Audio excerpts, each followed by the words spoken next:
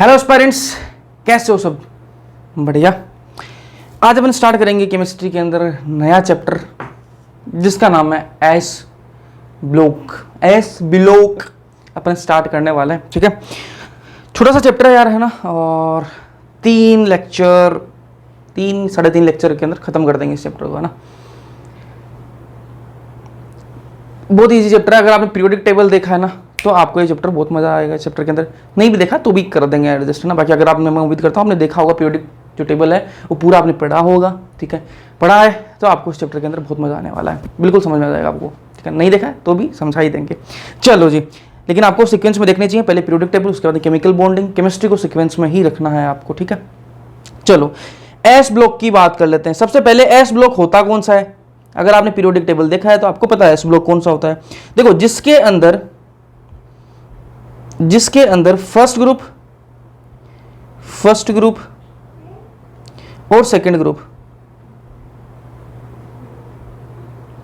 Periodic table के अंदर होते हैं। ये फर्स्ट ग्रुप सेकंड ग्रुप, ये जिसके अंदर आते हैं ना, इन दोनों को मिलाकर, फर्स्ट ग्रुप और सेकंड ग्रुप को मिलाकर क्या बनता है? एस ब्लॉक बनता है। ठीक है, फर्स्ट ग्रुप के अंदर कौन सा आता है? मैंने आपको याद भी करवाया थे। फर्स्ट ग्रुप के अंदर आता है लीला ने कहा, रूबी सजी फिरे। ठीक है, उसके बाद सेकंड ग्रुप में आते हैं बेटा मांगे कार, स्कूटर, बाप रोई। आप इसको अलग अलग तरीके से लोग याद करते हैं। ठीक है, मेरी तो अलग थी, कुछ इस तरीके से बताते होंगे। ठीक है, चलो ये याद करने का सिंपल सा तरीका मैंने आपको बताया था। ये क्या है आपकी फर्स्ट ग्रुप और सेकंड ग्रुप के जो एलिमेंट्स हैं वो किसको रिप्रेजेंट करते हैं? एस ब्लॉक को रिप्रेजेंट करते हैं। या फिर मैं ये कह दूं कि एस ब्लॉक जो है वो किससे बनता है? फर्स्ट ग्रुप और सेकंड ग्रुप के एलिमेंट्स को मिलाकर एस ब्लॉक जो है वो बनता है। ठीक है, अब अपन बात करेंगे, एक एक की बात करेंगे ना। इसमें मैंने लिख रखी है, देखो सेकंड ग्रुप ये है, ये देखो आपका बेटा मांगे कार स्कूटर, एक मिनट, बी बेटा मांगे कार स्कूटर बाप रोए। ठीक है, इसको कुछ अलग ऐसे बोलते हैं, बेटा मांगी कन्या सुंदर बाप राज्य, ऐसे कुछ बोलते हैं ना। अब बेटा मांग कार स्कूटर मांगेगा तो बाप रोएगा, है ना, राज्य थोड़ी ना होगा ना, पैसे लगते हैं उसके।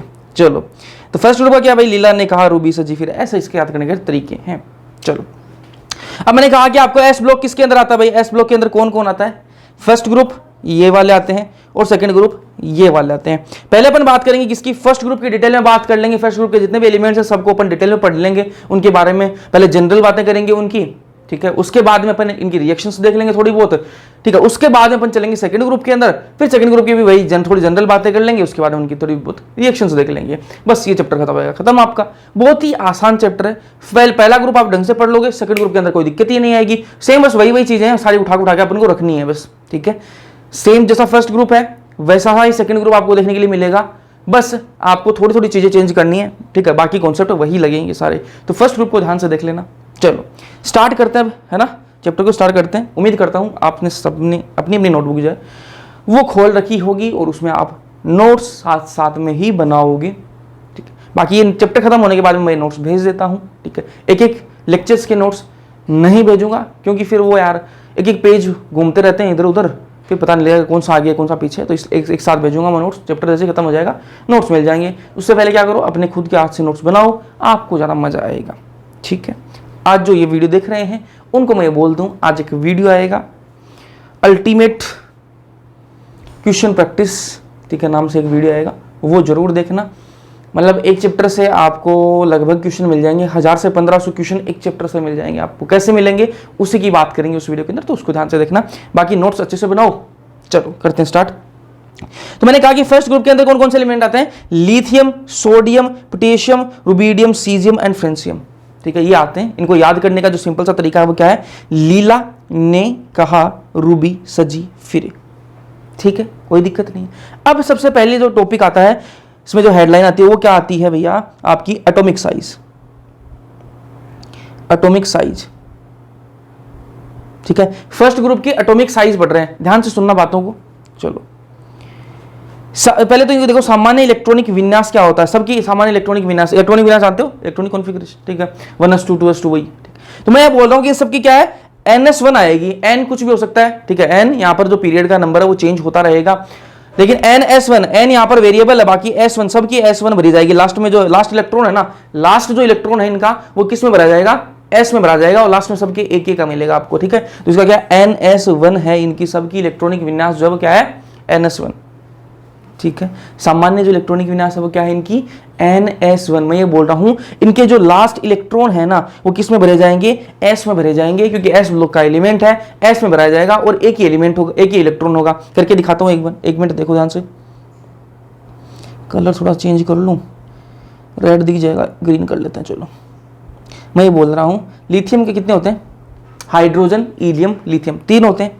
ठीक है, 3 इलेक्ट्रॉन इसके पास में, तो क्या लिखेंगे अपन 1s2, ठीक है, और 2s1, ठीक है, 2s1। तो यही बात मैंने बोली कि यहां पर क्या होगा, इनके सबके क्या होंगे, NS1 होंगे। n की वैल्यू यहां पर क्या आ गई, 2 आ गई।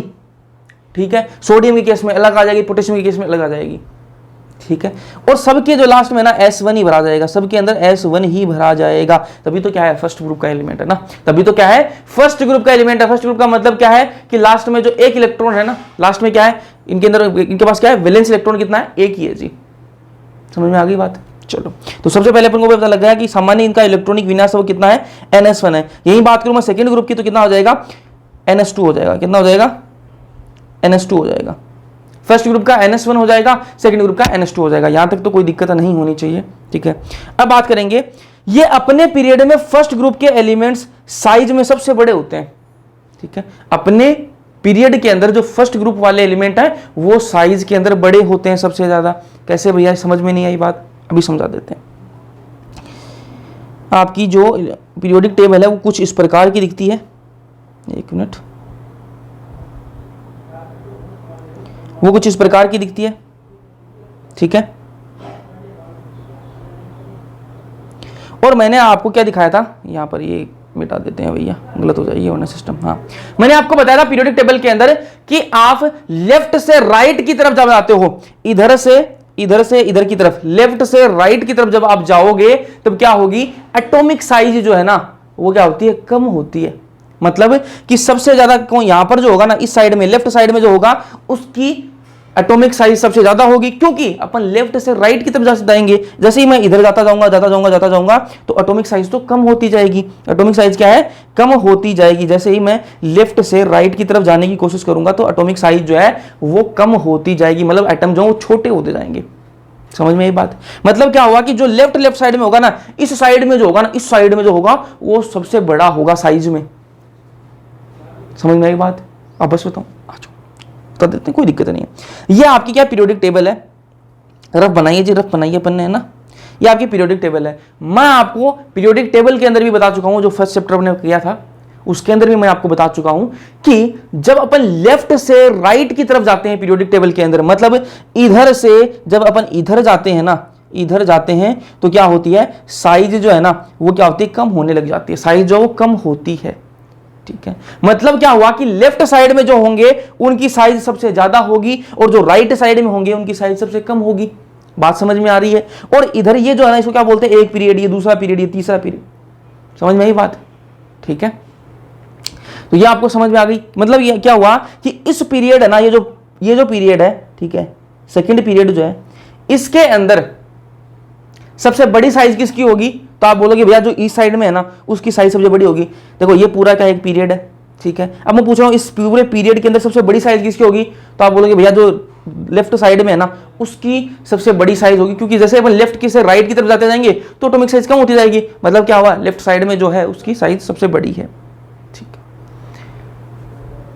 अब मैं आपको पूछूं कि सबसे छोटी साइज किसकी है, तो आप बोलोगे भैया राइट साइड में जो है ना, जो यहां पर राइट साइड में है उसकी साइज सबसे छोटी है। लेकिन यहां पर एक दिक्कत है, मैं ये बोल रहा हूं राइट साइड में क्या होगी, आपकी नोबल गैसेस होंगी। ठीक है, नोबल गैसेस होंगी, उनकी साइज यहां पर नहीं देखेंगे। जो आपके लास्ट हेलोजन है ना, हेलोजन की साइज सबसे कम होती है। ठीक है, पीरियड की बात कर रहा हूं। अब एक और सुन लेते हैं। मान लो अपन ने क्या है, 10 लड़के खड़े कर रखे हैं, 10 लड़के खड़े हैं, लाइन में खड़े हैं 10 लड़के। ठीक है, ये लेफ्ट साइड है और ये राइट साइड है। ठीक है, यहां जो लड़का खड़ा है उसकी हाइट सबसे ज्यादा है। ठीक है, फिर उससे कम, फिर उससे कम, फिर उससे कम, फिर उससे कम, उससे कम, ऐसे करके जो 10वां लड़का खड़ा है उसकी हाइट सबसे कम है, उसकी हाइट सबसे कम है। तो मैं पूछूं आपसे कि इन 10 लड़कों में से सबसे ज्यादा हाइट कौन से लड़के की है, तो आप बोलोगे भैया जो लेफ्ट साइड में खड़ा है उसकी हाइट सबसे ज्यादा लंबी है, सबसे ज्यादा बड़ी है। और मैं आपको पूछूं कि सबसे ज्यादा हाइट किसकी है, तो आप बोलोगे भैया जो राइट साइड में खड़ा है उसकी हाइट सबसे ज्यादा है। और वहीं पर क्या खड़ा है, एक टीचर भी खड़ा है भैया, वहीं पर एक टीचर भी खड़ा है जो राइट साइड में उस लड़के के पास में खड़ा है, ठीक है, और उनकी हाइट टीचर की हाइट ज्यादा है, ठीक है, उस लड़के की ज्यादा है।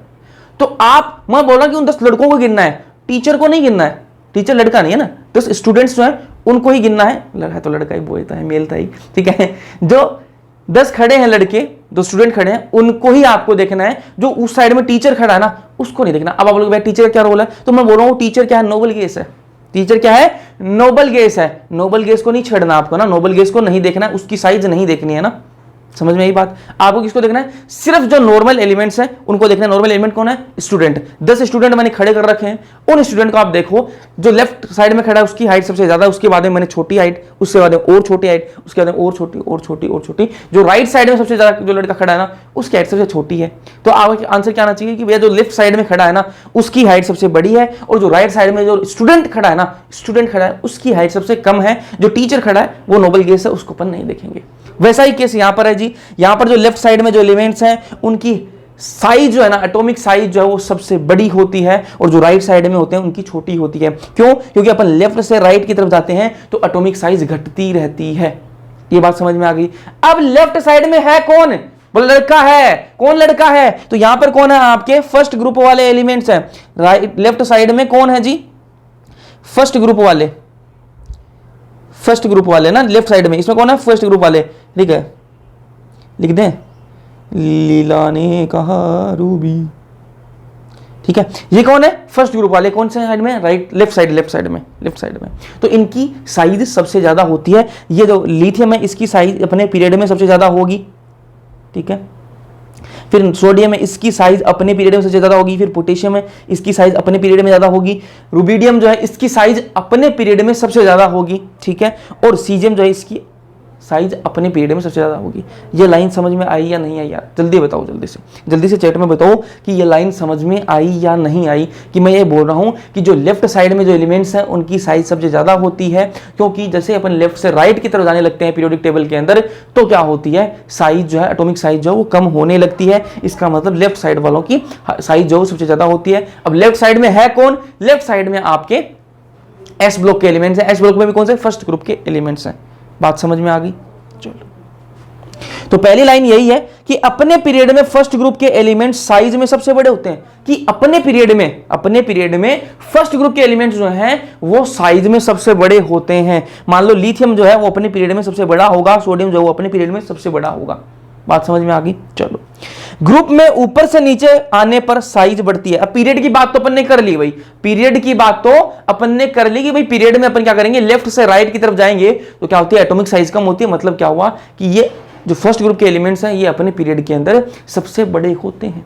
अब बात करूं मैं ग्रुप की, ठीक है, अब मैं क्या बात करूंगा कि ग्रुप की बात करूंगा ना, तो ग्रुप में ऊपर से नीचे आने पर साइज बढ़ती है। जैसे ही मैं ग्रुप में ऊपर से नीचे की तरफ आऊंगा तो क्या होगी, साइज बढ़ेगी। तो ये क्या फर्स्ट ग्रुप है जी, ठीक है, फर्स्ट ग्रुप। इस ग्रुप में अगर मैं ऊपर से नीचे की तरफ जाऊं, ठीक है, ऊपर क्या है लिथियम है, नीचे क्या है फ्रेंशियम है, अगर मैं इसको ऊपर से नीचे की तरफ आऊं तो साइज क्या होगी, तो बोल रहा साइज बढ़ेगी, ठीक है। तो मैं जैसे ही लिथियम से सोडियम की तरफ नीचे की तरफ जाऊंगा तो लिथियम से बड़ा कौन होगा, सोडियम जो वो बड़ा होगा, और सोडियम से मैं जैसे पोटेशियम की तरफ जाऊंगा तो सोडियम से पोटेशियम जो बड़ा होगा, और जैसे ही मैं पोटेशियम से रुबिडियम की तरफ जाऊंगा तो रुबिडियम जो है वो पोटेशियम से बड़ा होगा, और जैसे ही मैं और नीचे जाऊंगा तो सीजियम जो है वो रुबिडियम से बड़ा होगा, और जैसे मैं और नीचे जाऊंगा तो फ्रेंशियम जो है वो रुबिडियम से बड़ा होगा, सॉरी सीजियम से बड़ा होगा, ठीक है। तो मैंने आपको दो चीजें बताई यार। पहली बात तो मैंने आपको सामान्य जो इलेक्ट्रॉनिक विन्यास है वो बता दी कि NS1 होगी इनकी, वो आपको समझ में आ गई। फिर दूसरी बात मैंने आपको क्या बताई, वो बताई मैंने आपको कि पीरियड के अंदर सबसे बड़ी साइज पहले ग्रुप वालों की होती है, फर्स्ट ग्रुप एलिमेंट जो है उनकी होती है, क्योंकि जैसे अपन लेफ्ट से राइट की तरफ जाने लगते हैं तो साइज कम होने लगती है। तो ऑब्वियस सी बात है कि फर्स्ट ग्रुप वाले जो एलिमेंट है उनकी साइज सबसे बड़ी होगी, यहां तक कोई दिक्कत नहीं होनी चाहिए। उसके बाद मैंने तीसरी लाइन आपको बताई कि अगर ग्रुप के अंदर बात करें, किसी एक ग्रुप के अंदर बात कर रहे हैं, ये चाहिए मैं आपको बता चुका हूं, पीरियोडिक टेबल के अंदर समझा चुका हूं, बस वापस बता रहा हूं ना। अगर आपने वो देखा है तो आपको बहुत ही अच्छे से समझ में आ भी रही होंगी। ग्रुप में एक किसी भी ग्रुप में अगर अपन ऊपर से नीचे की तरफ जाते हैं ना, किसी भी ग्रुप के अंदर अगर अपन ऊपर से नीचे की तरफ जाते हैं तो एटॉमिक साइज जो बढ़ती है, ठीक है। तो यहां फर्स्ट ग्रुप के अंदर भी अगर मैं ऊपर से नीचे की तरफ जाऊं, अगर मैं ऊपर से नीचे की तरफ जाऊं, ऊपर से नीचे की तरफ जब अगर जाऊं तो साइज क्या होगी, बढ़ेगी। मतलब क्या हुआ कि लिथियम जो है उससे बड़ा कौन होगा, सोडियम जो है लिथियम से बड़ा होगा, पोटेशियम जो है वो सोडियम से बड़ा होगा, रुबिडियम जो है वो पोटेशियम से बड़ा होगा, सीजियम जो है वो रुबिडियम से बड़ा होगा, फ्रेंशियम जो है वो सीजियम से बड़ा होगा। कोई दिक्कत है नहीं होनी चाहिए। तो मैं आपसे ये पूछूं कि भैया इनमें सबसे छोटा कौन है, ग्रुप के अंदर बात करूं मैं, अगर मैं ग्रुप के अंदर बात करूं तो सबसे छोटा कौन है इनमें, तो लिथियम सबसे छोटा होगा, क्योंकि ऊपर से नीचे की तरफ जाते हैं तो साइज बढ़ती है। ठीक है, तो इस ग्रुप के अंदर सबसे छोटा कौन है, लिथियम है जी, और सबसे बड़ा कौन है, फ्रेंशियम है। लेकिन फ्रेंशियम क्या है जी, रेडियो एक्टिव है। फ्रेंशियम क्या है, रेडियो एक्टिव है। तो इस चैप्टर के अंदर जो रेडियो एक्टिव है उनकी अपन ज्यादा बात करेंगे नहीं, है ना। जो रेडियो एक्टिव एलिमेंट है उनकी अपन ज्यादा बात नहीं करेंगे, इसलिए अपन कहां तक पढ़ेंगे, सीजियम, लिथियम से सीजियम तक की बात करेंगे ना। तो सबसे छोटा कौन है, लिथियम, और सबसे बड़ा कौन, सीजियम। ठीक है, तो ये ऑर्डर, लिथियम सबसे छोटा है, फिर सोडियम तो उससे बड़ा, पोटेशियम उससे बड़ा, रुबिडियम उससे बड़ा, सीजियम उससे बड़ा और फ्रेंशियम उससे बड़ा। तो सबसे बड़ा फ्रेंशियम है लेकिन रेडियो एक्टिव है, इसलिए अपन ज्यादा बात नहीं करेंगे। अगर आपको ऑप्शन में दिया हो फ्रेंशियम तो फ्रेंशियम पर मार देना, ये भाई फ्रेंशियम सबसे बड़ा है। ठीक है, अगर आपको फ्रेंशियम ना दिया हो, सीजियम ही तक दिया हो तो भाई कोई दिक्कत ही नहीं है, फिर तो समझ में आ गई बात। चलो फिर बात करेंगे अपन आयनाइजेशन एंथैल्पी। एटॉमिक साइज समझ में आई या नहीं आई, एटॉमिक साइज समझ में आ गई। अब बात करेंगे अपन आयोनाइजेशन एंथैल्पी की। ठीक है, आयनाइजेशन एंथैल्पी तो वही है भाई। सबसे पहले अपन किसकी बात करें, फर्स्ट ग्रुप की बात करें। मैं आपको ये बोल रहा हूं चैप्टर को ध्यान से समझो, कैसे पढ़ेंगे पहले तो वो आपको पता होगा, तो आपको और मजा आएगा। एस ब्लॉक के अंदर मैंने आपको सबसे पहले बताया कि फर्स्ट ग्रुप और सेकंड ग्रुप के आते हैं इसके अंदर, है ना। तो पहले अपन बात करेंगे पूरे फर्स्ट ग्रुप को पढ़ लेंगे अच्छे से, उसके बाद अपन सेकंड ग्रुप के अंदर को पढ़ लेंगे, है ना। तो जो एटॉमिक साइज यहां बताइए ना वो मैं सेकंड ग्रुप के अंदर भी बताऊंगा, तो बस सेम चीजें होंगी। अगर फर्स्ट ग्रुप को ध्यान से पढ़ लो, सेकंड ग्रुप के अंदर कोई जोर, आपको जोर नहीं आएगा, बिल्कुल भी तकलीफ नहीं होगी, आपको मजा आने वाला है। चलो अब बात करेंगे अपन आयोनाइजेशन एंथैल्पी की, है ना। आयोनाइजेशन एंथैल्पी होती क्या है ये मैं आपको पीरियोडिक टेबल के अंदर बता चुका हूं। ठीक है, अगर आपने उसको मैंने बहुत अच्छे से बताया कि आयोनाइजेशन एंथैल्पी क्या होती है, पढ़ा है तो आपको पता भी है ना। आयोनाइजेशन एंथैल्पी क्या होती है, देखो किसी भी एक एटम से जिसका लास्ट इलेक्ट्रॉन है ना उसको बाहर निकालने के लिए जितनी एनर्जी देनी पड़ती है, वापस बता रहा हूं, है ना। समझना कि हाँ हमने पीरियोडिक टेबल का लेक्चर नहीं लिया तो हमें समझ में नहीं आएगा। आ जाओ, ये जी कोई एक एटम है, इसमें देखो यहां पर बीच में क्या है, न्यूक्लियस है। ठीक है, यहां पर क्या है, इलेक्ट्रॉन है। ठीक है, तो मैं बोल रहा हूं कि इस इलेक्ट्रॉन को इस एटम से बाहर निकालने में, इस एटम से इस इलेक्ट्रॉन को बाहर निकालने में मुझे जितनी एनर्जी देनी पड़ेगी, ठीक है, इसको बाहर निकालने के लिए मुझे कुछ ना कुछ वही नीचे एनर्जी देनी पड़ेगी इसको। तो जितनी एनर्जी मुझे देनी पड़ेगी वही क्या होती है जी, आयनाइजेशन एंथैल्पी होती है। मान लो कि मैंने थोड़ी सी एनर्जी दी और ये निकल गया, बाहर निकल गया इलेक्ट्रॉन, मतलब इसको क्या, थोड़ी सी आयनाइजेशन एंथैल्पी चाहिए। अगर मैं इसको भाई मान लो इसको बहुत ज्यादा एनर्जी दे रहा हूं तब भी ये नहीं निकलता, फिर मेरे को और एनर्जी बढ़ानी पड़ेगी। तो मैं इसको एनर्जी दे रहा हूं, बहुत ज्यादा एनर्जी देने के बाद में ये इलेक्ट्रॉन बाहर निकला है, मतलब इसकी आयनाइजेशन एंथैल्पी ज्यादा है। ये बात समझ में आ गई। चलो तो ये बात सिंपल सी है। आयनाइजेशन एंथैल्पी क्या होती है, किसी भी एक एटम से एक इलेक्ट्रॉन बाहर निकालने में जितनी एनर्जी लगती है, ठीक है, उसको क्या बोलते हैं, आयनाइजेशन एंथैल्पी बोलते हैं। वापस बोल रहा हूं कि किसी भी एक एटम में से एक इलेक्ट्रॉन बाहर निकालने में जितनी एनर्जी लगती है उसको क्या बोलते हैं, आयनाइजेशन एंथैल्पी कहा जाता है। कोई दिक्कत है नहीं होनी चाहिए। अब देखो अपन बात करेंगे, फर्स्ट ग्रुप अपन पढ़ रहे हैं। फर्स्ट ग्रुप के अंदर आपको याद होना जाना चाहिए कौन है, लीला ने कहा रूबी सजीफरी। ठीक है, तो भाई ये lithium, sodium, potassium, rubidium, caesium. ठीक बात है, कोई दिक्कत नहीं होनी चाहिए। अब देखो, अरे ये लो चलो। अब मैं बोल रहा हूं कि ग्रुप में ऊपर से नीचे जाने पर साइज बढ़ती है। ये बात अभी कर चुके हैं अपन कि ग्रुप के अंदर अपन ऊपर से नीचे की तरफ जाते हैं। लिथियम से मैं सीजियम की तरफ जाता हूं। फ्रेंशियम क्यों नहीं लिखा, क्योंकि वो रेडियो एक्टिव है, उसकी ज्यादा बात नहीं करेंगे अपन, है ना। तो लिथियम से अगर मैं सीजियम की तरफ जाऊं, लिथियम से मैं सीजियम की तरफ नीचे की तरफ जाऊं तो एटॉमिक साइज बढ़ती है। अभी बात कर चुके हैं थोड़ी देर पहले कि एटॉमिक साइज बढ़ती है भैया, ऊपर से नीचे की तरफ जाते हैं। ठीक बात है। अब जब एटॉमिक साइज बढ़ेगी तो मैं बता चुका हूं आपको पीरियोडिक टेबल के अंदर कि एटॉमिक साइज जब बढ़ती है तब आयनाइजेशन एंथैल्पी कम होती है। एटॉमिक साइज जब बढ़ती है तब आयनाइजेशन एंथैल्पी कम होती है। भैया ठीक है आपने बताया था, लेकिन एक बार और रिवाइज करवा दो ना हमें कि ये कैसे होता है। आ जाओ जी, करवा देते हैं, आ जाओ। जब तक आपको समझ में नहीं आएगा तब क्या मजा है, तब तक क्या ही मजा है। ठीक है, तो मैं 1-2 एटम बना लेता हूं, आपको समझ में आ जाएगा उससे। चलो ये क्या है जी, न्यूक्लियस है, ये एक एटम है, इसमें ये इलेक्ट्रॉन यहाँ भरा हुआ है। इलेक्ट्रॉन दूसरे कलर से बनाओ ताकि आपको दिखे। अरे मांझा लाले, ये इलेक्ट्रॉन है जी, इसमें इलेक्ट्रॉन भरा हुआ है। ठीक है, एक और एटम बना लेते हैं, एक और एटम बना लेते हैं जो कि बड़ा है थोड़ा सा, ये बीच में कर लेते हैं इसको, ये बड़ा है, इसमें भी यहाँ इलेक्ट्रॉन भरा हुआ है। अब मैं आपको एक चीज तो पता होगी, एक चीज तो आपको पता होगी कि पॉजिटिव नेगेटिव अट्रैक्ट करते हैं एक दूसरे को, पॉजिटिव नेगेटिव जो है एक दूसरे को अट्रैक्ट करते हैं, ये बात तो आपको पता है जी। ठीक है, ये न्यूक्लियस कैसा है जी, पॉजिटिव, इलेक्ट्रॉन जो है वो कैसा है, नेगेटिव, पॉजिटिव और नेगेटिव, समझ में आ गई बात। अब ये जो न्यूक्लियस है इस इलेक्ट्रॉन को अपनी तरफ खींचेगा, बिल्कुल खींचेगा, न्यूक्लियस बीच में इलेक्ट्रॉन को अपनी तरफ खींचेगा। ठीक है, इसको पकड़ के रखेगा भाई, इस इलेक्ट्रॉन को क्या करेगा, पकड़ के रखेगा, जाने नहीं देगा, क्योंकि पॉजिटिव नेगेटिव एक दूसरे को अट्रैक्ट करेंगे, बिल्कुल करेंगे, है ना। तो जो न्यूक्लियस है आपका, जो न्यूक्लियस है वो इलेक्ट्रॉन को एकदम से खींच के रखेगा अपने पास में, अपनी तरफ जो है खींच के रखेगा, बिल्कुल अट्रैक्ट करके रखेगा, इसको जाने नहीं देगा। ठीक है, वहीं यहां पर देखो आप, यहां पर देखो इनके बीच में क्या दूरी बहुत ज्यादा है भाई, दूरी बहुत ज्यादा है इनके, तो देखो दोनों पास पास में, दोनों क्या है, पास पास में है, तो एकदम से खींच के रखेगा, पकड़ के रखेगा, बिल्कुल कस के। ठीक है, यहां पर दूरी बढ़ गई जी, दूरी बढ़ गई, तो दूरी बढ़ गई तो ऐसी बात नहीं है खींचेगा नहीं इसको ना, ऐसी बात नहीं है कि ये जो न्यूक्लियस है ये इसको खींचेगा नहीं, पॉजिटिव है तो नेगेटिव को खींचेगा अपनी तरफ, लेकिन इस बार क्या है, दूरी बढ़ गई।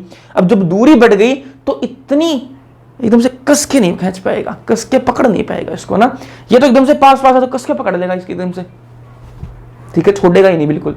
और ये देखो ये इनमें के बीच में दूरी ज्यादा है तो भैया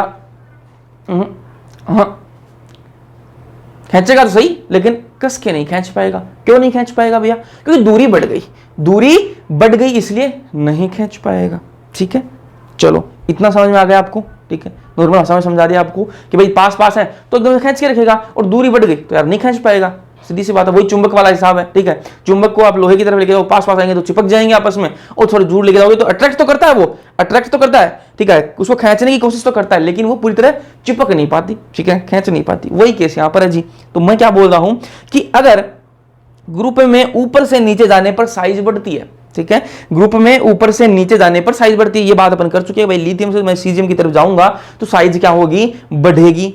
ठीक है, अब जब साइज बढ़ेगी तो आयनाइजेशन एंथैल्पी, आई का मतलब क्या, आयनाइजेशन एंथैल्पी, आयनन एंथैल्पी हिंदी में ना, आयनन एंथैल्पी, वही आयनाइजेशन एंथैल्पी।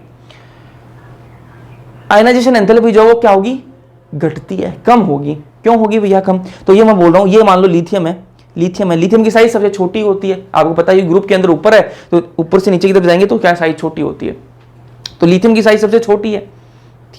लिथियम की साइज सबसे छोटी है तो क्या करेगा, अपने इलेक्ट्रॉन को बिल्कुल कस के पकड़ के रखेगा, कस के पकड़ के रखेगा। और वही बात करूं मैं सीजियम की, सीजियम की साइज क्या है, सबसे बड़ी है। ठीक है, तो ये क्या इलेक्ट्रॉन को इतना कस के नहीं पकड़ पाएगा। ठीक है, खींचेगा अपनी तरफ लेकिन कस के नहीं पकड़ पाएगा। तो अब आयनाइजेशन एंथैल्पी का रोल क्या आता है, मैंने आपको बताया कि आयनाइजेशन एंथैल्पी होती क्या है, वो होती है कि एक इलेक्ट्रॉन को, किसी एटम से एक इलेक्ट्रॉन को बाहर निकालने के लिए जितनी एनर्जी देनी पड़े, मान लो मुझे ये एटम बाहर, ये इलेक्ट्रॉन, सॉरी एटम बोलो, मुझे ये इस एटम में से, मुझे इस एटम में से ये इलेक्ट्रॉन मुझे बाहर निकालना है, तो इस इलेक्ट्रॉन को बाहर निकालने के लिए मुझे जितनी एनर्जी देनी पड़ेगी ना, जितनी एनर्जी मुझे देनी पड़ेगी ना, वही क्या होती है, आयनाइजेशन एंथैल्पी होती है। ठीक है, अब मान लो मैं इसको एनर्जी दे रहा हूं भाई, इसको मैं क्या दे रहा हूं, एनर्जी दे रहा हूं। ठीक है, अब एनर्जी दे रहा हूं, अब इसने क्या है, पॉजिटिव ने इस नेगेटिव को कस के पकड़ रखा, क्योंकि पास पास है, साइज छोटी है, साइज छोटी है, दूरी कम है, तो क्या पास कस के पकड़ रखा, इसको पास पास में है, तो मुझे क्या है, ज्यादा एनर्जी देनी पड़ेगी, मुझे इस इलेक्ट्रॉन को बाहर निकालने में ज्यादा एनर्जी देनी पड़ेगी, क्योंकि इसने कस के पकड़ रखा भाई, इसे छुड़ाना पड़ेगा, इसको छुड़ाना पड़ेगा, इसलिए क्या करना पड़ेगा, मुझे ज्यादा एनर्जी देनी पड़ेगी।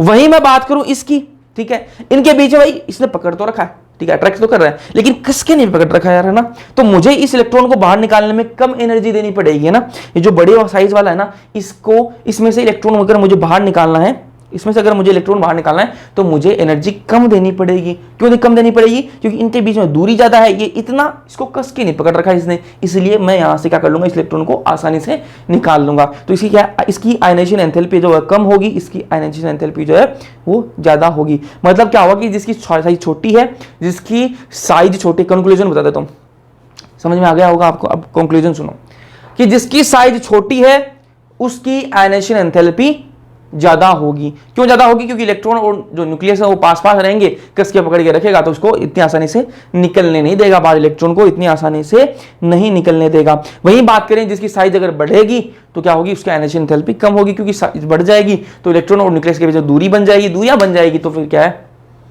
अपन को एनर्जी जो कम देनी पड़ेगी। समझ में आई बात? तो मैं यही बात बोल रहा हूं कि ग्रुप में ऊपर से नीचे जाने पर, ग्रुप में जब अपन ऊपर से नीचे की तरफ आते हैं तो साइज तो बढ़ती है, और जब साइज बढ़ेगी तो आयनाइजेशन एंथैल्पी क्या होगी? घटेगी, है ना। साइज बढ़ेगी, आयनाइजेशन एंथैल्पी कम होगी। समझ में आ गई बात? समझ में आई बात? ठीक है। तो लिथियम की भाई साइज सबसे छोटी है, इसलिए इसकी आयनाइजेशन एंथैल्पी सबसे ज्यादा होगी। सीजियम की साइज सबसे बड़ी है तो इसकी आयनाइजेशन एंथैल्पी जो वो सबसे कम होगी। समझ में आ गई? चलो अब बात करेंगे अपन इलेक्ट्रोपॉजिटिव कैरेक्टर या फिर मेटेलिक कैरेक्टर, धात्विक गुण की बात करेंगे, है ना। क्या होता है यार इलेक्ट्रोपॉजिटिव कैरेक्टर, मेटेलिक कैरेक्टर, क्या है ये? कुछ नहीं है यार, बहुत ही सिंपल है ना, ध्यान से सुनो बस, ठीक है। इलेक्ट्रॉन लूज करने की प्रवृत्ति है भाई ये, है ना, इलेक्ट्रॉन खोने की प्रवृत्ति है। मतलब ऐसा मेटल, ठीक है, ऐसा एटम, ठीक है, ऐसा एटम जो इलेक्ट्रॉन को जल्दी से क्या कर दे, बाहर निकाल दे ना, वो जो उसकी इच्छा बनी रहे कि हाँ यार मैं जल्दी से इलेक्ट्रॉन को बाहर निकाल दूं, ऐसा एटम जिसकी इच्छा हो कि यार मैं तो यार ये इलेक्ट्रॉन में तंग आ गया इस इलेक्ट्रॉन से और मैं तो इसको बाहर निकालूंगा, जो पहले से तैयार है ना। अपन को ज्यादा उसमें देखो, अपन यहाँ पर आयनाइजेशन एंथैल्पी के अंदर क्या क्या कर रहे थे अपन, कि अपन को एनर्जी देनी पड़ रही थी, अपन को इलेक्ट्रॉन को बाहर निकालने की एनर्जी देनी पड़ रही थी, ठीक है। तो मैं ये बोल रहा हूं कि इलेक्ट्रोपॉजिटिव कैरेक्टर का मतलब ये है कि ऐसा एटम जो इलेक्ट्रॉन को बाहर निकालने के लिए तैयार ही बैठा हो, ठीक है। कि आप आए, आपने एटम को बोला कि यार मेरे को इलेक्ट्रॉन बाहर निकालना पड़ेगा, तेरा कितनी एनर्जी लेगा वो बता, कितनी एनर्जी लेगा वो बता, और वो पहले से तैयार ही बैठा हो कि कोई आए और मुझे बोले कि हाँ इलेक्ट्रॉन को बाहर निकाल, वो बोला कि एनर्जी छोड़ यार मेरे को, तू इलेक्ट्रॉन बाहर निकाल देता हूं, मैं ऐसे निकाल देता ना, मैं तो बस वेट ही कर रहा था कि कोई आए मेरे को बोले, ठीक है। जो जितना ज्यादा जल्दी तैयार होगा ना वही उतना ज्यादा इलेक्ट्रोपॉजिटिव है, जो जितना जल्दी इलेक्ट्रॉन को बाहर निकालेगा वो ही उतना ज्यादा क्या है, इलेक्ट्रोपॉजिटिव है, ठीक है। तो इलेक्ट्रॉन खोने की प्रवृत्ति है, ये क्या है, इलेक्ट्रॉन खोने की प्रवृत्ति है, जिसको भाई जल्दी से इलेक्ट्रॉन भाई खोना अपना, ठीक है, वही क्या है, इलेक्ट्रोपॉजिटिव है, ठीक है। तो टेंडेंसी टू लूज इलेक्ट्रॉन। अब इलेक्ट्रॉन जल्दी कौन खोएगा, अभी अपन आयनाइजेशन एंथैल्पी के अंदर पढ़ चुके हैं, इलेक्ट्रॉन जल्दी कौन खो सकता है, जिसकी साइज छोटी होगी वो जल्दी इलेक्ट्रॉन को बाहर निकालेगा, फिर जिसकी साइज बड़ी है वो इलेक्ट्रॉन को जल्दी बाहर निकालेगा। जल्दी से बताओ भाई, जल्दी से बताओ, जिसकी साइज छोटी है उसमें से इलेक्ट्रॉन जल्दी बाहर निकलेगा, या फिर जिसकी साइज बड़ी है उसमें से इलेक्ट्रॉन जल्दी बाहर निकलेगा। जल्दी से आंसर आना चाहिए चैट के अंदर। आ गया, हो गया, अब मैं बताऊं, चलो। तो बड़ी साइज के कारण इलेक्ट्रॉन आसानी से बाहर निकल जाता है, ये तो भाई पहले बात कर चुके हैं ना आयनाइजेशन एंथैल्पी के अंदर कि साइज बढ़ती है भाई, साइज बढ़ेगी तो ये क्या, इलेक्ट्रॉन जो है वो जल्दी बाहर निकल जाएगा। कर चुके हैं ना ये बात, करी अपने करी है या नहीं करी है, जल्दी से बताओ मुझे, करी है ना ये बात, ठीक है। तो वही बोल रहा हूं मैं कि साइज अगर बड़ी होगी ना तो इलेक्ट्रॉन जो वो जल्दी से बाहर निकल जाएगा, ठीक है। और इलेक्ट्रोपॉजिटिव कैरेक्टर होता क्या है, वही होता है इलेक्ट्रॉन खोने की प्रवृत्ति, कि ऐसा एटम जो चाहता है कि मेरे को कोई आगे बोले यार मैं इलेक्ट्रॉन को जल्दी से बाहर निकाल दूं, ठीक है, वो तैयार ही बैठा है यार, वो तैयार ही बैठा है कि मुझे तो इलेक्ट्रॉन जल्दी से बाहर निकालना भाई, मुझे तो जल्दी से इलेक्ट्रॉन को छोड़ना है, ठीक है, वो तैयार बैठा है, ठीक है। बस कोई उसको आके बोलने वाला हो, उसको क्या बोलेंगे, जो जितना ज्यादा तैयार बैठा ना, जो जितना ज्यादा तैयार बैठा है वो उतना ज्यादा इलेक्ट्रोपॉजिटिव है। जो जितना ज्यादा तैयार बैठा है ना इलेक्ट्रॉन को खोने के लिए, जो एटम जितना ज्यादा तैयार बैठा है इलेक्ट्रॉन को खोने के लिए वो उतना ही ज्यादा क्या है, इलेक्ट्रोपॉजिटिव है, ठीक है। तो इलेक्ट्रॉन खोने की प्रवृत्ति है जी ये। बड़ी साइज के कारण इलेक्ट्रॉन जो है आसानी से बाहर निकल जाता है, ये आपको बता चुका हूं, क्यों निकल जाता है ये आपको बता चुका हूं। तो बड़ी साइज के कारण इलेक्ट्रॉन जो है वो बाहर निकल जाता है। अब एक इलेक्ट्रॉन बाहर निकलेगा तो क्या आ जाएगा, उस पर पॉजिटिव चार्ज आ जाएगा भाई। एक इलेक्ट्रॉन जब बाहर निकलता है तो क्या आता है, पॉजिटिव चार्ज आता है ना। तो ये क्या, मान लो कोई एटम लिख रखा है ना, हाँ मैंने लिख रखा है, ये कोई एटम है, मेटल है, मान लो कि सोडियम है, पोटेशियम जो भी है ना, कुछ में मान सकते हो एम की जगह, ठीक है। अगर उनमें से मैं एक इलेक्ट्रॉन बाहर निकाल दूं, उस पर क्या जाएगा, पॉजिटिव चार्ज आ जाएगा ना, क्या जाएगा, पॉजिटिव चार्ज आ जाएगा, तो एम प्लस बन जाएगा, और एम प्लस आयन बना लेते हैं। एम यहाँ पर कोई सा भी हो सकता है ना, लिथियम, सोडियम, पोटेशियम, बीडियम, सीजियम, कोई सा भी हो सकता है, ठीक है। तो अगर लिथियम ने एक इलेक्ट्रॉन बाहर निकाला होगा अपना तो आ जाएगा Li प्लस आ जाएगा, अगर सीजियम ने निकाला तो CS प्लस आ जाएगा। समझ में आया बात। अब बड़ी साइज किसकी होती है, इलेक्ट्रोपॉजिटिव कैरेक्टर कब बढ़ेगा, सबसे कम किसका होगा इस ग्रुप के अंदर, फर्स्ट ग्रुप के अंदर ये इलेक्ट्रोपॉजिटिव जो कैरेक्टर है वो सबसे कम किसका होगा, सबसे ज्यादा किसका होगा। हमें क्या पता है भैया, हमें क्या पता, हम बताते हैं ना, आपको तो क्या पता, लेकिन हम बताते हैं। देखो मैंने आपको बताया कि साइज ऊपर से नीचे की तरफ आते हैं तो साइज बढ़ती है। अरे यही बातें इस चैप्टर के अंदर, कुछ भी नहीं है ना। ऊपर से नीचे की तरफ आते हैं तो साइज बढ़ती है, पता लग गया। अच्छा साइज बढ़ती है तो आयनाइजेशन एंथैल्पी क्या होती है जी, कम होती है। साइज बढ़ती है तो आयनाइजेशन एंथैल्पी कम होती है। और मैं ये बात बोल रहा हूं कि जिसकी जितनी साइज बढ़ी वो उतना तैयार बैठा है इलेक्ट्रॉन को बाहर निकालने के लिए।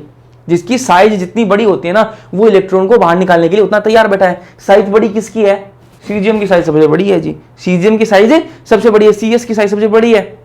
तो भाई सीएस की क्या है, सीएस सबसे ज्यादा इलेक्ट्रोपॉजिटिव भी है, सीएस क्या है, इलेक्ट्रोपॉजिटिव भी है। तो ये बात मैंने बोला, यहां पर Li से सीएस जाने पर इलेक्ट्रोपॉजिटिव कैरेक्टर बढ़ता है। ठीक है, यही बात मैंने बोल रखी है, यहां पर लिख रखी है ये बात तो, कि Li से जब सीएस की तरफ आते हैं तो इलेक्ट्रोपॉजिटिव कैरेक्टर बढ़ता है। क्यों बढ़ता है उसका रीजन मैंने दे दिया भाई, क्योंकि लिथियम से सीजियम की तरफ जब आप जाते हैं ना, Li से जब सीएस की तरफ जाते हैं, लिथियम से जब सीजियम की तरफ जाते हैं तब साइज बढ़ती है। और जिसकी साइज जितनी बड़ी वो उतना तैयार बैठा है मैं इलेक्ट्रॉन को बाहर निकालने के लिए। जिसकी साइज जितनी ज्यादा बड़ी है वो इलेक्ट्रॉन को बाहर निकालने के लिए उतना तैयार बैठा है। तो सीजियम की साइज सबसे बड़ी है इसलिए वो इलेक्ट्रोपॉजिटिव भी उतना ज्यादा होगा। तो लिथियम से सीजियम जाने पर, लिथियम से सीजियम की तरफ जाने पर इलेक्ट्रोपॉजिटिव कैरेक्टर है वो बढ़ता है।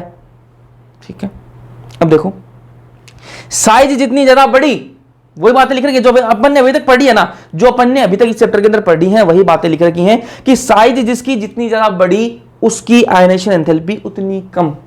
क्यों कम, क्योंकि इलेक्ट्रॉन और न्यूक्लियस के बीच में दूरी ज्यादा है, दूरी ज्यादा तो वो कस के नहीं पकड़ पाएंगे, तो अपन को थोड़ी सी एनर्जी देंगे वो क्या होगी, बाहर निकल जाएगा इलेक्ट्रॉन। ठीक है, तो आयनाइजेशन एंथैल्पी कम। ठीक है, अब साइज बढ़ती है ना तो आयनाइजेशन एंथैल्पी तो कम होती है, तो आपको पता लग गया। और मैं ये बोल रहा हूं कि साइज जिसकी ज्यादा बड़ी होगी ना वो उतना तैयार बैठा है इलेक्ट्रॉन को बाहर निकालने के लिए। तो इलेक्ट्रोपॉजिटिव कैरेक्टर जो है, मेटेलिक कैरेक्टर जो है वो भी बढ़ेगा। साइज ज्यादा, आयनाइजेशन एंथैल्पी कम, मेटेलिक कैरेक्टर जो है ज्यादा, धात्विक गुण जो है वो ज्यादा होगा। ठीक है, अब इलेक्ट्रोपॉजिटिविटी है वो किसके इनवर्सली प्रोपोर्शनल है, आयनाइजेशन एंथैल्पी की क्या है, इनवर्सली प्रोपोर्शनल है। भैया क्या होता है ये इनवर्सली प्रोपोर्शनल, उल्टा है, मतलब क्या है, उल्टा है। मैंने बोला कि साइज जैसे कम होगी ना, ऊपर से नीचे की तरफ जाएंगे तो साइज क्या होगी, बढ़ेगी, सॉरी क्या होगी, बढ़ेगी ना। तो साइज बढ़ेगी तो आयनाइजेशन एंथैल्पी कम होती है। ठीक है, और आयनाइजेशन एंथैल्पी कम होगी तो इलेक्ट्रोपॉजिटिव क्या है, बढ़ता है। दोनों एक दूसरे क्या है, उल्टे हैं। ठीक है, समझ में आ गई बात, नहीं आई वापस बता देते हैं। मैं ये बोल रहा हूं कि जिसकी साइज बड़ी होती है ना वो उतना तैयार बैठा है इलेक्ट्रॉन को बाहर निकालने के लिए, मतलब क्या है, वो इतना ज्यादा इलेक्ट्रोपॉजिटिव होगा। ठीक है, और जिसकी साइज बड़ी होती है ना उसको आयनाइजेशन एंथैल्पी की जरूरत कम होती है, क्योंकि थोड़ी सी एनर्जी देंगे और इलेक्ट्रॉन बाहर निकल जाएगा। ठीक है, तो एक दूसरे के उल्टे हैं। साइज बढ़ेगी तो इलेक्ट्रोपॉजिटिव जो कैरेक्टर है ना वो तो बढ़ता है, लेकिन आयनाइजेशन एंथैल्पी कम होती है। समझ में आ गई बात। चलो फिर बात करेंगे फोटो इलेक्ट्रिक इफेक्ट की बात करेंगे, है ना। जो अपन को कौन सी प्रॉपर्टी, चौथी प्रॉपर्टी पढ़ रहे हैं शायद, चौथी प्रॉपर्टी है ये। ठीक है, ये जनरल प्रॉपर्टीज है ना, ये अपन पढ़ रहे हैं। ऐसे सेकंड के अंदर भी पढ़ेंगे, सेकंड जो ग्रुप है, सॉरी पीरियड बोलो, सेकंड जो ग्रुप है उसके अंदर भी पढ़ेंगे ना ये सारी चीजें। तो बस यही सारी चीजें रिपीट होंगी, बस आपको ध्यान से सुनना है। अभी पहले में समझ लो कि दूसरे के अंदर कोई दिक्कत ही नहीं आएगी, है ना। फोटो इलेक्ट्रिक इफेक्ट, प्रकाश विद्युत प्रभाव क्या है जी, ये प्रकाश विद्युत प्रभाव देखो समझाते हैं ना।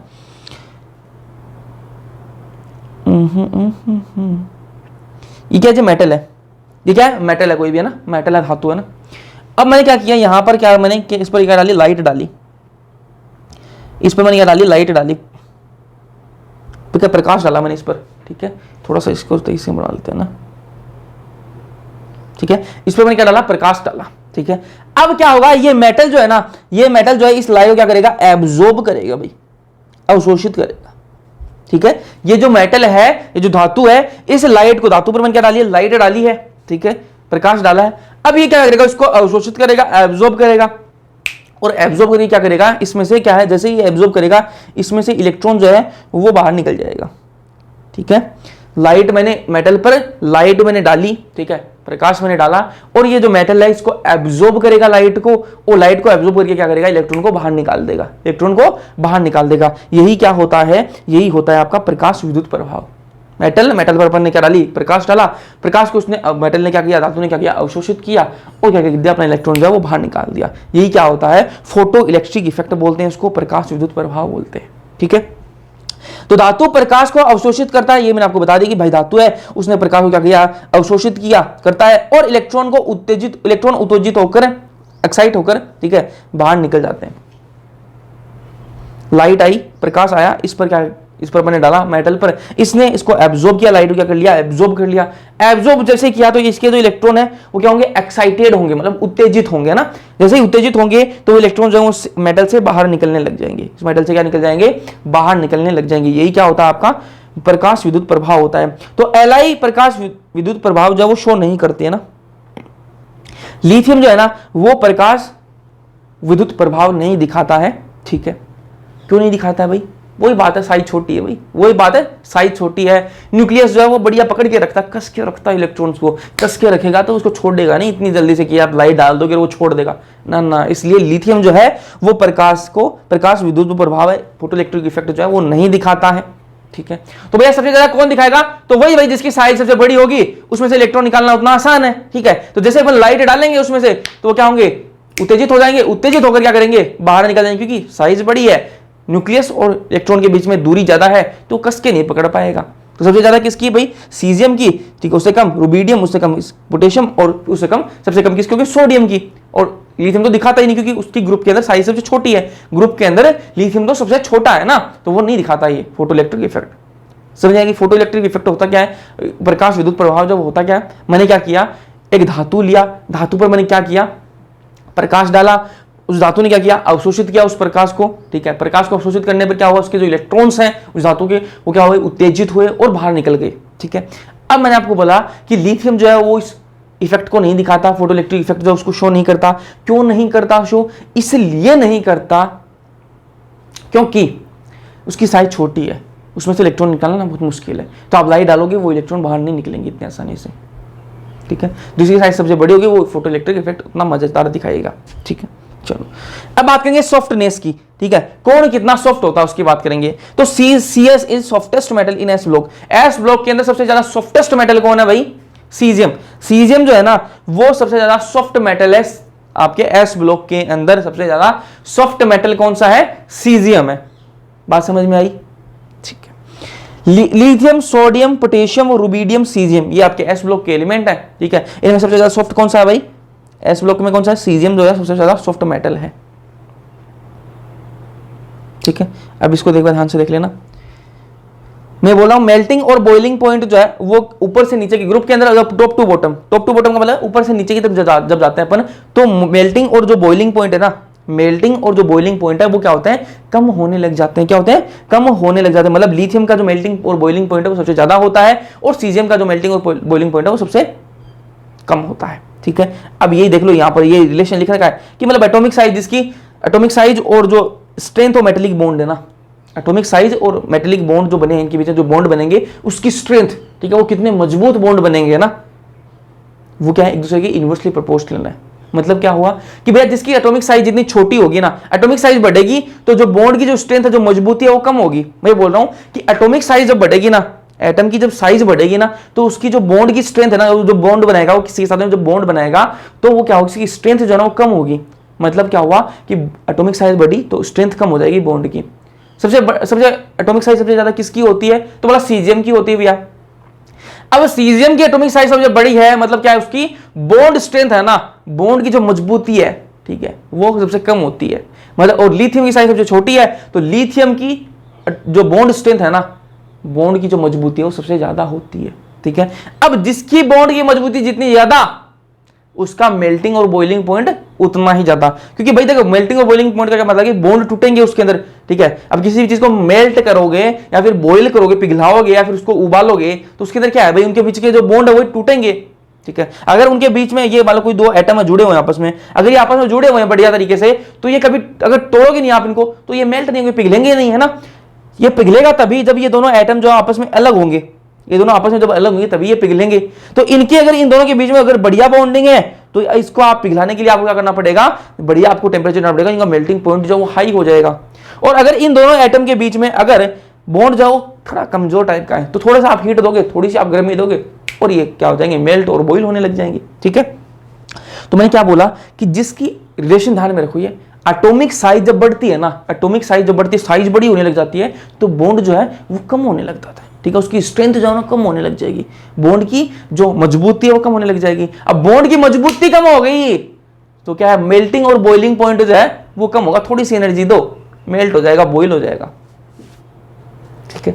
और वहीं अगर एटॉमिक साइज छोटी है तो क्या होगा, उसकी जो बॉन्ड स्ट्रेंथ है ना, बॉन्ड की जो मजबूती है वो ज्यादा होगी यार। बॉन्ड की मजबूती ज्यादा है ना, छोटी होगी तो बॉन्ड की मजबूती ज्यादा होगी, और बॉन्ड की मजबूती ज्यादा है ना तो क्या होगा, उसके अंदर आपको बहुत ज्यादा हीट देनी पड़ेगी उसको पिघलाने के लिए, उसको उबालने के लिए। ठीक है, तो एटॉमिक साइज और स्ट्रेंथ ऑफ मेटेलिक बॉन्ड एक दूसरे के क्या है, इनवर्सली प्रोपोर्शनल, एक दूसरे के उल्टे हैं। ठीक है, वहीं सॉफ्टनेस की बात करूं तो एटॉमिक साइज बढ़ेगी तो सॉफ्टनेस भी बढ़ती है, एटॉमिक साइज बढ़ेगी तो सॉफ्टनेस बढ़ती है, तो इसीलिए सीजियम जो है उसकी साइज सबसे बड़ी है, इसलिए सीजियम जो है वो सॉफ्टेस्ट मेटल है इस ब्लॉक के अंदर, है ना। फिर बात करें ये मेल्टिंग और बॉइलिंग पॉइंट क्या है, इनवर्सली प्रोपोर्शनल बता चुका हूं आपको कि भैया स्ट्रेंथ ऑफ मेटेलिक बॉन्ड है, बता चुका हूं ना कि एटॉमिक साइज जो बढ़ेगी सीजियम जो है उसके मेल्टिंग और बॉइलिंग पॉइंट सबसे कम है। चलो ये मैंने बात कर ली, मेल्टिंग और बॉइलिंग पॉइंट की बात कर चुके हैं, लेकिन बस बात कर लेते हैं। एटम की साइज बड़ी होने के कारण एक ही वैलेंस इलेक्ट्रॉन होने के कारण वीक इंटरएटॉमिक बॉन्ड बनते हैं, जिसकी वजह से मेल्टिंग एंड बॉइलिंग पॉइंट कम होता है। ठीक है, एटम की साइज बड़ी होती है और इनके अंदर क्या है, एक ही वैलेंस इलेक्ट्रॉन है, एक ही वैलेंस इलेक्ट्रॉन है, तो क्या है, जो इंटर एटॉमिक बॉन्ड बनेंगे, मतलब जो बॉन्ड बनेंगे ना इनके बीच में जो बॉन्ड बनेंगे वो कैसे बनेंगे, कमजोर बनते हैं। बॉन्ड कमजोर बनेंगे तो इनका मेल्टिंग और बॉइलिंग, बॉन्ड कमजोर बनेंगे तो बॉन्ड टूटना आसान होगा, बॉन्ड टूटना आसान होगा तो थोड़ी सी अपन एनर्जी देंगे और ये क्या हो जाएंगे, मेल्ट और बॉइल होने लग जाएंगे। तो क्या है, जब एटॉमिक साइज बढ़ती है तो मेल्टिंग और बॉइलिंग पॉइंट जो है वो क्या होते हैं, कम होते हैं। ठीक है, तो इस ग्रुप के अंदर, फर्स्ट ग्रुप के अंदर सबसे ज्यादा मेल्टिंग और बॉइलिंग पॉइंट किसका होगा, तो मैंने कहा लिथियम का सबसे बड़ा होगा, सबसे ज्यादा होगा, बड़ा क्यों बोल रहा हूं, फर्स्ट ग्रुप के अंदर सबसे ज्यादा मेल्टिंग और बॉइलिंग पॉइंट किसका होगा, तो मैंने कहा लिथियम का। क्यों होगा लिथियम का भैया, लिथियम का सबसे ज्यादा इसलिए होगा क्योंकि उसकी छोटी साइज है, उसकी साइज क्या है, छोटी है। वहीं बात करें सीजियम की, ठीक है, तो सीजियम क्या है, इसकी साइज बड़ी है, साइज बड़ी है तो उसका क्या होगा, मेल्टिंग और बॉइलिंग पॉइंट कम होगा। क्यों कम होगा, वो उसका रीजन बता चुका हूं कि एटम की साइज बड़ी होने के कारण और एक ही वैलेंस इलेक्ट्रॉन होने के कारण वीक इंटर एटॉमिक बॉन्ड्स बनते हैं, जिसकी वजह से मेल्टिंग और बॉइलिंग पॉइंट कम होता है। कोई दिक्कत नहीं होनी चाहिए। तो ये आपको ऑर्डर बता दिया मैंने मेल्टिंग और बॉइलिंग पॉइंट का। फिर बात करेंगे अपन डेंसिटी की, डेंसिटी की बात करेंगे, घनत्व की बात करेंगे, है ना। थोड़ा छोटा कर लेते हैं इसको, डेंसिटी, घनत्व जानते हो सब क्या होता है डेंसिटी। देखो सामान्यतः डेंसिटी ऊपर से नीचे जाने पर बढ़ती है। जब ग्रुप के अंदर अपन ऊपर से नीचे की तरफ जाते हैं तो नॉर्मली से क्या है, बढ़ती है भाई, डेंसिटी जो है वो इंक्रीज होती है। ठीक है, क्योंकि द्रव्यमान जो मास है, ठीक है, और आयतन जो है उसमें द्रव्यमान अधिक बढ़ता है। दोनों में से ज्यादा कौन बढ़ता है, आपका जो द्रव्यमान है, मास जो वो ज्यादा बढ़ता है। मतलब क्या हुआ भाई, आपने एक फॉर्मूला देखा होगा डेंसिटी का, वो क्या है, D = m/v। ठीक है, D = m/v होता है। डेंसिटी का फॉर्मूला क्या होता है, D = m/v। ठीक है, तो मैं आपको ये बोल रहा हूं, इसको थोड़ा बड़ा लिख लूं यार, एक मिनट, D = m/v। तो मैं आपको ये बोल रहा हूं कि अगर मैं वॉल्यूम बढ़ाऊं, ठीक है, अगर मैं इसका आयतन बढ़ाऊं तो क्या डेंसिटी कम होगी, तो बिल्कुल कम होगी। ठीक है, नीचे वाली अगर वैल्यू बढ़ेगी तो डेंसिटी कम होगी ना, वॉल्यूम तो नीचे है ना, तो डेंसिटी अगर मैं बढ़ाऊंगा, सॉरी वॉल्यूम अगर मैं बढ़ाऊंगा तो डेंसिटी कम होगी, घनत्व जो कम होगा। अगर मैं आयतन बढ़ाऊंगा किसी भी एक एटम का, कि दो एटम दे रखे मुझे, एक एटम का मान लो आयतन मान लो 1 है, मान लो ना, और एक का क्या है 2 है, तो जिसका आयतन ज्यादा होगा ना उसकी डेंसिटी कम होगी, उसकी डेंसिटी क्या है, उसका घनत्व कम होगा। और मैं ये बोल रहा हूं अगर मैं मास भी बढ़ा दूं, ठीक है, अब मैं बोल रहा हूं कि साइज बड़ी होगी ना, देखो लिथियम जो उसकी साइज छोटी है, लिथियम की साइज छोटी है तो लिथियम का मास भी कम होगा, द्रव्यमान भी कम होगा और उसका आयतन भी कम होगा। ठीक है, वहीं मैं बात करूं सीजियम की साइज बड़ी है, तो आपको पता लग ही गया अभी है ना, सीजियम की साइज क्या होती है, बड़ी होती है, तो बड़ी होगी तो इसका क्या है, वॉल्यूम भी बढ़ेगा, इसका आयतन भी ज्यादा होगा और इसका द्रव्यमान भी ज्यादा होगा। बात ठीक है, बात समझ में आ गई आपको कि इसका अगर वॉल्यूम बढ़ेगा तो उसकी डेंसिटी कम होनी चाहिए, बिल्कुल कम होनी चाहिए, और अगर इसका मास ज्यादा होगा तो उसकी डेंसिटी क्या बढ़नी चाहिए। ठीक है, मैं ये बोल रहा हूं कि जब साइज बढ़ती है ना, जब किसी भी एक एटम की जब साइज बढ़ती है तो सिर्फ मास अकेला नहीं बढ़ता, आयतन भी बढ़ता है। ठीक है, और किसी भी, मैं इसको उल्टा भी ले सकते हो आप कि किसी भी एक एटम की जब साइज बढ़ती है तब उसका सिर्फ आयतन नहीं बढ़ता, उसका मास भी साथ में बढ़ता है। समझ में आई बात। लिथियम जब वो सबसे छोटा है इसलिए उसका आयतन और उसका मास सबसे छोटा है, सबसे कम होगा। वही बात करें सीजियम की तो उसका आयतन और उसका जो द्रव्यमान है वो सबसे ज्यादा होगा। ठीक है, लेकिन आपको एक चीज बता दूं कि जो द्रव्यमान है ना, जो द्रव्यमान है, जो मास है वो ज्यादा बढ़ता है। जब किसी भी एटम की अपन साइज बढ़ाते हैं ना तो बढ़ते दोनों है, आयतन भी बढ़ता है और द्रव्यमान भी बढ़ता है, लेकिन द्रव्यमान जो वो ज्यादा बढ़ता है। दोनों में से एक बार कंपेयर करें, तुलना करें तो दोनों में से ज्यादा कौन बढ़ता है, बढ़ते दोनों ही है, बढ़ेंगे दोनों ही। जब किसी भी एटम की अपन साइज बढ़ाएंगे, ठीक है, जब साइज बढ़ती है ना तो द्रव्यमान और आयतन, मास और जो वॉल्यूम है दोनों ही बढ़ते हैं। लेकिन दोनों में से ज्यादा कौन बढ़ेगा? मैंने कहा मास ज्यादा बढ़ेगा भाई। मास ज्यादा बढ़ेगा तो डेंसिटी क्या होगी? ज्यादा होगी। डेंसिटी क्या होगी? वो भी बढ़ेगी। नहीं समझ में आई बात? वापस समझ लो, आ जाओ वापस समझ लो। मैंने ये बोला कि डेंसिटी का फॉर्मूला होता है D = m/v। अब मैंने आपको ये चीज बोली कि जब भी साइज बढ़ती है ना, जब भी किसी एटम की साइज बढ़ती है, ठीक है, तो उसका मास भी बढ़ता है और उसका वॉल्यूम भी बढ़ता है। जब भी किसी एटम की साइज बढ़ती है तो उसका मास भी बढ़ता है, उसकी वॉल्यूम भी बढ़ती है। अब आपको एक चीज बताएगी, ऊपर से नीचे की तरफ जाते हैं तो साइज बढ़ती है, ठीक है, साइज बढ़ेगी ऊपर से नीचे जाने पर तो उसका मास भी बढ़ेगा और उसका वॉल्यूम भी बढ़ेगा, दोनों चीज बढ़ेंगी। लेकिन आपको यह पूछे कि दोनों में से ज्यादा कौन बढ़ता है? मास भी बढ़ रहा है, वॉल्यूम भी बढ़ रहा है, लेकिन दोनों में से ज्यादा कौन बढ़ेगा? तो मैंने कहा मास जो है वो ज्यादा बढ़ता है। बढ़ते दोनों है, वॉल्यूम भी बढ़ता है, मास बढ़ता है, लेकिन दोनों में ज्यादा कौन बढ़ेगा? तो मास जो है वो ज्यादा बढ़ता है। समझ मेरी बात? ठीक है। अब अगर m जो है वो ज्यादा बढ़ रहा है ना, m अगर ज्यादा बढ़ रहा है तो d क्या है? ज्यादा होगा, डेंसिटी जो है ज्यादा होगी। मतलब जिसका ज्यादा मास होगा ना, जिसका जितना ज्यादा मास होगा उसकी उतनी ज्यादा क्या होगी? डेंसिटी होगी। समझ मेरी बात? ठीक है। तो यही बात मैंने यहां लिख रखी है, ठीक है, कि सामान्यतः डेंसिटी ऊपर से, सामान्यतः क्यों लिखा है? क्योंकि इसमें एक दिक्कत आएगी ना, वो बताऊंगा अभी आपको, कि जनरली अपन ऊपर से नीचे की तरफ जाते हैं तो क्या होती है? आपका जो डेंसिटी है जो वो बढ़ती है ना, डेंसिटी जो है वो बढ़ती है। क्यों बढ़ती है? क्योंकि नीचे से ऊपर से नीचे की तरफ जाएंगे तो साइज बढ़ेगी, साइज बढ़ेगी तो क्या है? डेंसिटी बढ़ेगी, क्योंकि मास वो ज्यादा बढ़ता है इसलिए डेंसिटी बढ़ेगी। ये तो समझ में आ गई भैया कि ऊपर से नीचे की तरफ जाएंगे तो डेंसिटी बढ़ेगी, है ना, क्योंकि द्रव्यमान मतलब मास और जो वॉल्यूम है, ठीक है, इन दोनों में से, ठीक है, द्रव्यमान जो है वो अधिक बढ़ता है, मास जो ज्यादा बढ़ता है, इसलिए डेंसिटी ज्यादा बढ़ेगी। ये तो समझ में आ गई। अब इसमें दिक्कत कहां है वो देखो, K is lighter than sodium, ठीक है, पोटेशियम जो है वो हल्का होता है सोडियम से, ठीक है। देखो रूल के अकॉर्डिंग क्या है? रूल के अकॉर्डिंग क्या है भाई? ऊपर से नीचे जाएंगे तो साइज भी बढ़ेगी, साइज बढ़ेगी तो मास बढ़ेगा, मास बढ़ेगा तो डेंसिटी ज्यादा होगी, ठीक है। अब यहां क्या बोल रहा है? यहां ये बोल रहा है कि भैया पोटेशियम जो है ना, पोटेशियम की डेंसिटी ज्यादा होनी चाहिए थी, पोटेशियम की डेंसिटी ज्यादा होनी चाहिए थी क्योंकि साइज इसकी बड़ी है सोडियम से। लेकिन पोटेशियम जो वो हल्का होता है, लाइटर होता है, मतलब हल्का होता है, पोटेशियम सोडियम से हल्का होता है। ऐसा क्यों? Increase in volume is more than increase in mass. यहां पर खेल बिगड़ जाता है यार। जब हम सोडियम की बात करते हैं ना, पोटेशियम की जब बात करते हैं तो क्या होता है यहां पर?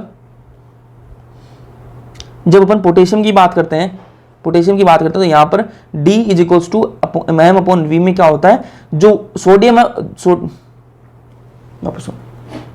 गलत बोल गया।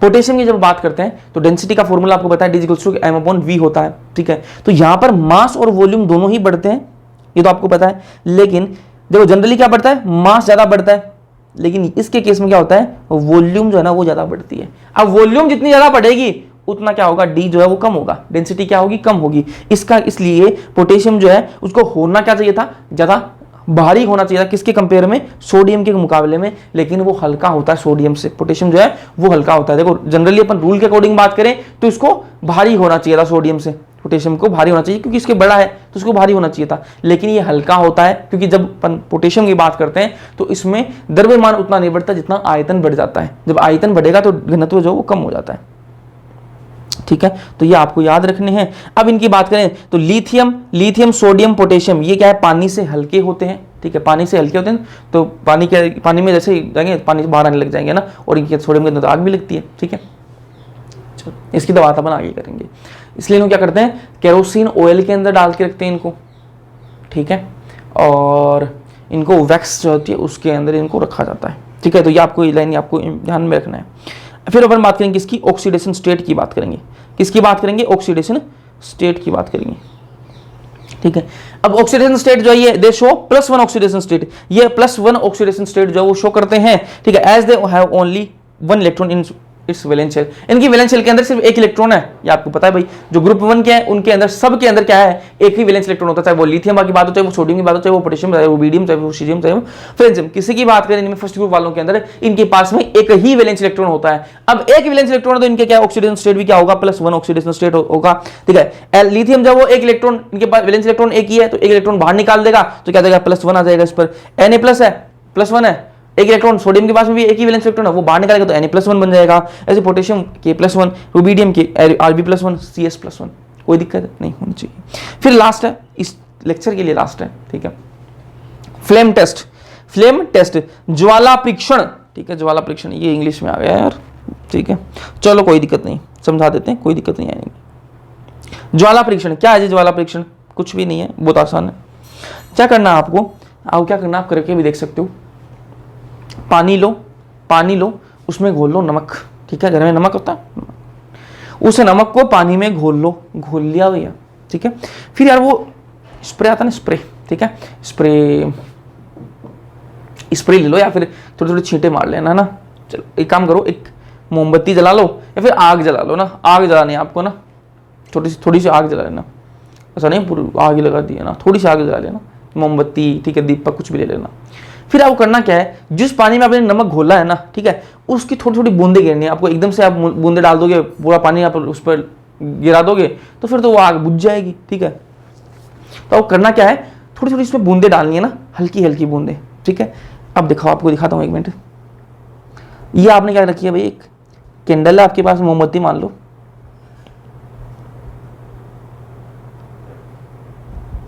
ठीक है, ये जल रही है। चलो इसको थोड़ा जलाते हैं, अच्छे से जलाते हैं इसको।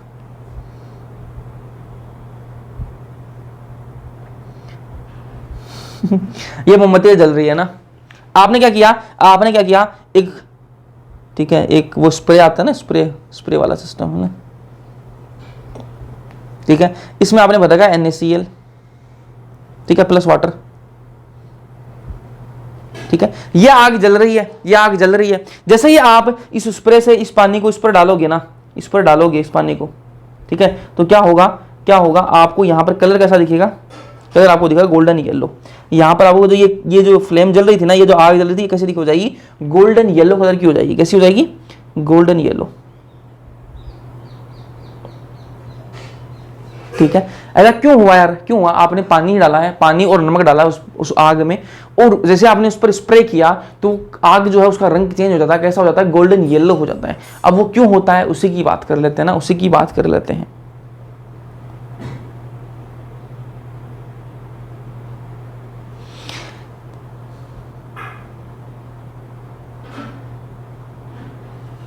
ये क्या है जी, सोडियम है, ये क्या है, सोडियम है, ठीक है। जैसे ही आप इसको हीट दोगे, जैसे ही आप इसको हीट दिया आपने नीचे से, ठीक है, इसको आपने हीट दी तो क्या होगा, यहां पर जो इलेक्ट्रॉन था ना इसके अंदर, यहां पर मान लो कोई इलेक्ट्रॉन था, ठीक है, यहां पर इलेक्ट्रॉन था, जैसे ही आप इसको हीट दोगे तो वो इलेक्ट्रॉन कहां पर चला जाएगा, इसके अंदर ऊपर एक्साइट होकर, उत्तेजित होकर ऊपर चला जाएगा, दूसरी सेल के अंदर, ठीक है, चला जाएगा वो। जैसे ही आपने हीट दी तो जो इलेक्ट्रॉन है वो एक्साइट होकर ऊपर चला जाएगा, ठीक है, चला गया। अब जैसे ही वो उसकी उत्तेजना खत्म होगी, जैसे ही उसकी एक्साइटेशन है वो खत्म होगी, तो वो वापस नीचे भी आएगा, ठीक है।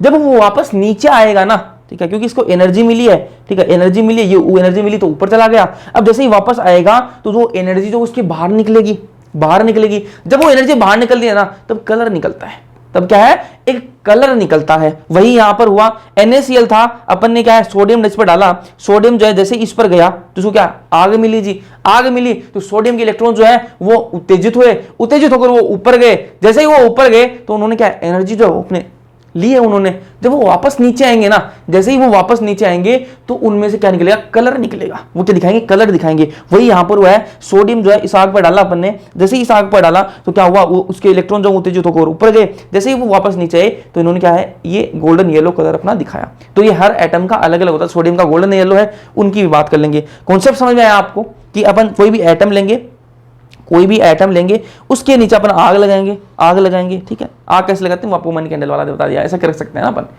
घर पे भी आप करके देख सकते हो, ठीक है। अगर हो जाए तो बताना मेरे को भी, है ना।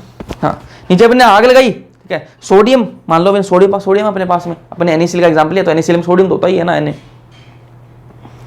तो यहां पर क्या, आपने आग लगाई तो इसके जो इलेक्ट्रॉन्स है वो क्या होंगे, उत्तेजित होकर ऊपर चले जाएंगे। जैसे ही अपन इनको एनर्जी देंगे ना तो ये उत्तेजित होकर ऊपर चले जाएंगे। जब ये वापस आएंगे अपनी उत्तेजना खत्म करके, वापस जब नीचे आएंगे तो इस इलेक्ट्रॉन से क्या निकलेगी, कलर निकलेगा। क्या निकलेगा, कलर निकलेगा। वही यहाँ पर लिख रखिए भाई, एल्कली मेटल कौन होते हैं, ये फर्स्ट ग्रुप वाले, इनको क्या बोलते हैं, एल्कली मेटल्स बोलते हैं ना। Alkali metals and their salts, इनके सोल्ट मतलब NaCl जो है, ठीक है, सोडियम का सोल्ट है, कौन है, NaCl, ठीक है, नमक की तरह इसका, ठीक है।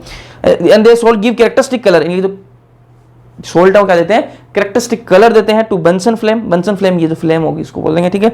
The flame energy causes an excitation of the outermost electron, तो मैंने कहा कि आउटर मोस्ट जो इलेक्ट्रॉन होगा उसका क्या होगा, एक्साइटेशन होगा, वो उत्तेजित होगा, उत्तेजित होकर वो क्या चलेगा, ऊपर जाएगा, outermost electron which on dropping back to ground state, ये जब वापस नीचे आएगा, जब वापस नीचे आएगा तो ये क्या करेगा, इमिट एब्जॉर्ब्ड एनर्जी, जो इसने एनर्जी एब्जॉर्ब की थी उसको क्या निकालेगा, बाहर निकालेगा एज ए विजिबल लाइट, ठीक है, कलर के रूप में इसको बाहर निकालेगा। तो वापस इसको आपको समझा देता हूं हिंदी में। ये भाई कोई एटम लिया आपने, नॉर्मल भाषा के अंदर बोल रहा हूं, समझ में आनी चाहिए। ये आपने कोई एटम लिया, ले लिया भैया एटम तो ले लिया अपन ने, उस एटम, देखो एटम जो है वो कौन सा होना चाहिए, एल्कली मेटल होना चाहिए, ठीक है। फर्स्ट ग्रुप वाले जो होते हैं उनको एल्कली मेटल कहा जाता है, ठीक है, क्षारीय धातु, ठीक है भैया। अब क्या करेंगे अपन, या तो उनके नमक ले लो आप, जैसे NaCl ले लिया अपन ने, ठीक है, NaCl आपने ले लिया, अब क्या करो उसमें नीचे आग लगा दो भाई। जैसे आप उसको एनर्जी दोगे ना तो उसका जो आउटर मोस्ट इलेक्ट्रॉन होगा वो जैसे ही उसको क्या करेगा, एक्साइट होकर, उत्तेजित होकर ऊपर चला जाएगा, ठीक है। एनर्जी इसने क्या करी है, अवशोषित करी है, इस इलेक्ट्रॉन ने क्या किया है, एनर्जी अवशोषित करी है। अब जब ये ऊपर चला गया तो ये वापस नीचे आएगा भाई, ये जब वापस नीचे आएगा ना तो जिसने एनर्जी अवशोषित करी थी वो बाहर निकालेगा, उस एनर्जी को क्या निकालेगा, बाहर निकालेगा। जब ये बाहर निकालेगा ना तब ये क्या देता है, कलर दिखाता है। तो अपन ने बात करी, अगर लिथियम आपने लिया है, लिथियम अगर आपने लिया है तो आपको कैसा कलर देखने के लिए मिलेगा, क्रिम्सन रेड, कैसा दिखेगा, क्रिम्सन रेड कलर आपको दिखेगा। ये कलर आपको याद रखने हैं यार, एग्जाम के अंदर पूछे गए हैं तो आपको ये याद होने चाहिए, है ना। अगर आपने लिथियम लिया है तो क्या होगा, क्रिम्सन रेड कलर दिखेगा। अगर आपने सोडियम लिया है तो क्या दिखेगा, गोल्डन येलो दिखेगा, जो भी आपको दिखा भी था, अपने क्या NaCl लिया था तो ये क्या दिखा, गोल्डन येलो कलर आया था, ठीक है। फिर बात करें अपन अगर पोटेशियम लेंगे तो वायलेट कलर आएगा, अगर आप रुबीडियम लोगे तो रेड वायलेट आएगा, और सीजियम लोगे तो ब्लू कलर आएगा। ये कलर्स आपको याद होने चाहिए, इंपॉर्टेंट है जी, ठीक है। Lithium crimson red, sodium golden yellow, potassium violet, rubidium red violet, caesium blue colour. ये कलर आपको याद रखने हैं। इस लेक्चर के अंदर पढ़ेंगे अपन इतना ही, ठीक है। वीडियो पसंद आए लाइक कर देना, समझ में आए कमेंट सेक्शन में कमेंट करके जरूर बताना, और अपने दोस्तों के साथ शेयर कर देना। बिना सब्सक्राइब किए देखो सब्सक्राइब कर लेना। बाकी मिलते हैं नेक्स्ट लेक्चर के अंदर, तब तक के लिए पढ़ते रहो।